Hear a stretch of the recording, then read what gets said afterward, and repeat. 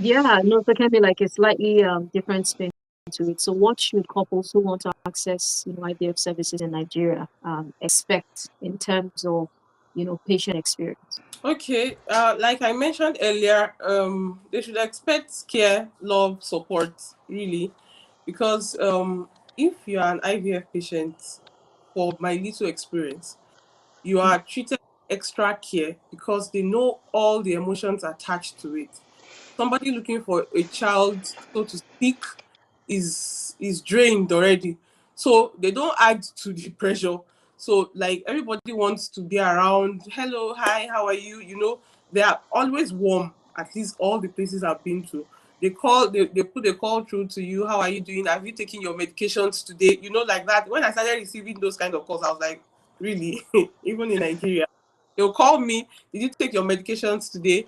Okay, we are expecting you tomorrow at the clinic, and all of that. It makes you feel loved. It makes you feel, it gives you support. So generally in Nigeria, sincerely, they are trying, of course, for Mm. the Mhm. people, they are doing well. Then you expect the Mhm. love, you expect the support, you expect the care, and of course the doctors are always very, very, very loving, very, Mhm. very loving.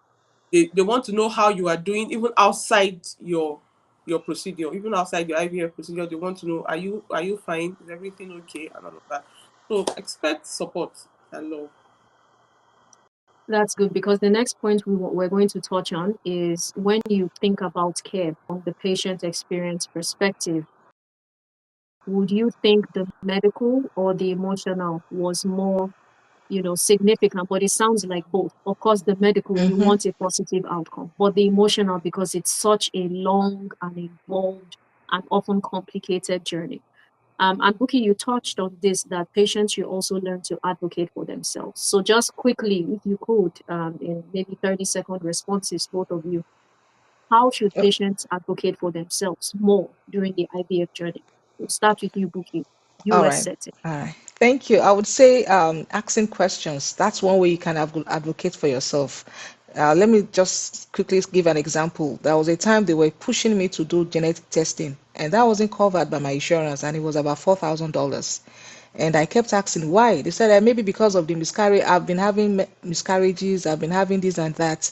Then they probably the embryos or my eggs are not good. And I didn't believe that because I'm like, okay, what happens if after you do the testing and it still failed? I kept pushing back. Eventually, I didn't do the genetic testing and it still worked. So Mm. sometimes don't just take everything, hook, line, and sinker and just read around things. Read around things. And I think that's what I would say. Read around things and, ask questions. When you read around things, you tell them this, whatever they are telling you, oh, I read about this, this is how it should be done. So let them know that you are not a novice when it comes to it. It's your body. They are, so you should be able to advocate for yourself and not just keep quiet. Thank you, Bukola. Kemi. Okay, so like she said, really, I will ask you questions sincerely. You should learn to ask questions. Why am I getting this? Or why am I doing this? Or why is this happening to me? Then whatever is strange that you see, just ask questions. There's no crime in asking questions. Mm-hmm. Asking questions, nobody will kill you for it. Even Mm. though you feel the Nigeria sector that we have in our minds is that you don't ask questions in the hospital. That is what for IVF you can ask, and no matter how stupid it sounds, just ask questions because it might be an issue really. You might be seeing something and you'll be like, "Ah, it's nothing much," but if you ask questions, it might be something that you need to be worried about or something that needs to be cared for or something. So, like she said, you need to ask questions. Something significant. Mm. Well, this I will tell you, this has been very eye opening for me. I'm not a fertility specialist or anything like that, but it's just amazing to understand the depth of the journey and what it takes to go along. And we cannot thank you enough. First of all, Bukola, for starting this platform, but for both of you, Oluwakemi and Bukola, to share your journey, to be Mm-hmm. vulnerable with the experience. So now, as we wrap up, we want to, of course, our audience are here. They've heard all the fun stuff, the juicy details, but they want to know what the lessons learned are. So starting with you, especially again, focusing on your US experience, Bukola. if you had to reflect on your journey and highlight three key lessons for intended couples, what would those be? I think the questions, yeah, well, thank you for that question. So, three key lessons I would say. Number one, ask questions. Number two, freeze your embryos as early as possible. The Mm, younger you are, the better the embryos you get to freeze. The last time I froze my embryo, I was almost 40. I got just one. Before I used to get like 14, 15. I got just one. So freeze your embryos as soon as possible, and also read around IVF. Read around it. We have Google, we have everything. Do your research. Those are the three lessons that I know that it will be valuable to people, to learn from. mm. Thank you, Bukola. Kemi. Okay, so first thing I would say is keep your mind open. Don't be stereotyped in the sense that okay, this is what my friend told me, this is how it is being done. Sincerely have had different versions of IVF procedures, even though they are basic procedures, but the way it works with people are different. So keep your mind open, I must say. Then let your emotion be intact. Don't be here and there. If you want to face it, just face it. Don't be in and out. Don't be pessimistic about it. You need all the energy that you can get. You need all the energy. Don't be pessimistic about it. Then get support in any way you can. If you need to somebody to cook for you to keep and freeze while you go through that process, that you don't need to be thinking of what will I eat, because that's another thing. You need to eat right. So Mm, you need to have gotten all your meal plan, you know, before you start, so that by the time you are into it, you don't need to worry about what am I having tonight, what am I having tomorrow, because they'll tell you don't eat this, eat that, eat that, eat that. So your eating plan is very important. That one for me was a lot, really. Don't eat this, eat that. So please just get your meal plan intact. Mm. What I love most about this is how very practical you both are. Yes, we know nutrition is important. Just something as simple as knowing what to eat as you prepare for every mm, stage is important. Preparing your mind for the journey. And you talked about trying to be very focused on what the goal is, not to be pessimistic. And I think you are mm, not telling people not to feel the emotions, Mm. because the emotions will be up and there, but not to mhm, lose hope if possible, and to find your tribe or your community that would carry you. mm. So as we're winding down now, what is one, if you had to have one key encouragement, one piece of advice or encouragement to anybody who wants to begin their journey today, what would it be? And we'll start with you first, Oluwakemi, then Bukola. Hmm. Okay, you are not the first and you will not be the last. That IVF. If it Mm, has failed before, just keep trying. It will mm, work.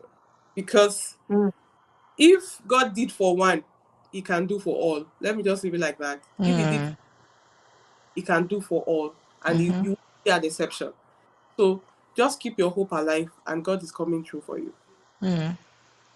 that is so profound. You're not the first and you will not be the last. So it's not in any negative derogatory way, but just shows that you are within a tribe and a community. So don't feel isolated. Okay, Bukola. Yeah, what I would say is don't procrastinate. When you're, as soon as you're ready for it, do it. Some people will say, "Oh, I'm ready, but let me pray again. Probably God will do it." I'm not saying God will not. Even it's God that does IVF. So whichever way you think, it's not man-made something. It's still God that will help you with that IVF. So don't procrastinate. Go for it. And Mm, also, don't. I won't say that you should be pessimistic, but give chance for what if it doesn't work. Prepare your mind for that so that it doesn't hit you hard when it doesn't work. If it doesn't work, prepare yourself that, okay, if it doesn't work, this is my plan. Move again. Go forth again. Don't say, it didn't work. That's the end. Give mm, chance for failures. Give it, just give time. And don't procrastinate, and, be flexible about it, that if it doesn't work, another one will work. That's what I kept doing. First one didn't work, the second one will work. Second one didn't work, the third one will work. Third one didn't work, the fourth one will work. Mm, Just keep giving it a go. Don't calm down and say, oh, the first one did not work and that will be the end of it. No. Don't mm, procrastinate and don't give up. And mm. then give room for failure. It will happen Give room for failure. if God says it will. Mm. That's powerful. Give room for failure. One thing we've not really spent time talking about is the book that you've written, Bukola, you and your husband, Dr. Olusegun Adeyemi. You talked about navigating the way through faith and science. I want to read something that is on page 114 of the book. You said, we share our journey in the hope that it inspires you, that it spares you some of the heartaches and challenges we face due to our naivety. We hope it steers you away from the pitfalls we encountered and inspires you to embrace your waiting journey with more insight. So quickly, we'll start with you, Bukola, since you are the convener, like the visionary for this. If you could do this all over again, what would you do differently? Quick. I think I will have created more time for fun for myself and my husband. I was too, after each failure, it took me too long, a time to recover. And probably if I didn't take that long time to recover from whether a miscarriage or a failed IVF, life would have been more fun for me and my husband because each time we failed, it takes like months for us to get back. And life is moving. Nothing because you're doing IVF does not mean that things are stopping for you. No, everybody is moving. I realized that I was getting older. There were so many things I wanted to do that I wasn't doing because I was tying down everything around me towards the IVF. But once the IVF works, then I'll do this. No, don't make that mistake. Do other things. Everything. If you want to start a business, start it. Don't tie things around your IVF. Do not let it be the center of your life. That's what I would say. So don't let it be the center of your life. Do other things. Catch your phone. Do all the things you want to do. Hmm. What would I have done differently? Really? Uh, what would I have done differently? Maybe I would have encouraged more people because along the line, because of the financial implication and the emotions, I used to tell people, please just keep your peace of mind. I like I like my peace of mind. So, you know, maybe I would have encouraged more people along the line, Hmm. like, okay, let's do this, we can try. We I'll start doing, of course, I'll start doing now because I at some point it was like IVF is not alpha and omega. So even if you do it, if God does not support it, it will not work. So I was not pessimistic, but I was like, I just lived my life like IVF is not the end of the world. But now that at this stage that I am, I look back and I'll be like, okay, I have seen a different turn to it because maybe because I never saw a positive pregnancy test. So it made me feel like this thing, it only works for some people. So, but now I can encourage more people that, okay, it works really because I have my I have my testimony. So what I would have done differently is I would have encouraged people back then than discouraging them. So Hmm. that's Yeah. it. You know what? Thank you both for staying on for this long again to share about your journeys, being vulnerable with your experience. Today we covered, things like access, cost, financial responsibility and planning, which is huge, the emotional aspect of care, the concept of holistic care, and just what it even takes to, eventually get to the point where you have to seek not just the broad spectrum of assisted reproductive techniques, but specifically IVF. So for those watching, we hope that you've learned a lot from this experience. Bukola and her husband, in addition to writing the book, have a platform and a YouTube channel called Navigating the Wait with Faith and Science. Please go there and you would see more episodes like this where they continue to share their story, they continue to share lessons learned, with that be to inspire others. And like they say, they are giving back so that they hope, like, both Oluwakemi and Bukola have said, if there was anything they would do differently, they've taken time to share all of that. So please go to the page, the channel, like, subscribe, follow, and continue to engage with this audience. So to you, Bukola and Oluwakemi, thank you once again for your time. And we hope that that vision continues to build as you encourage others. Thank you.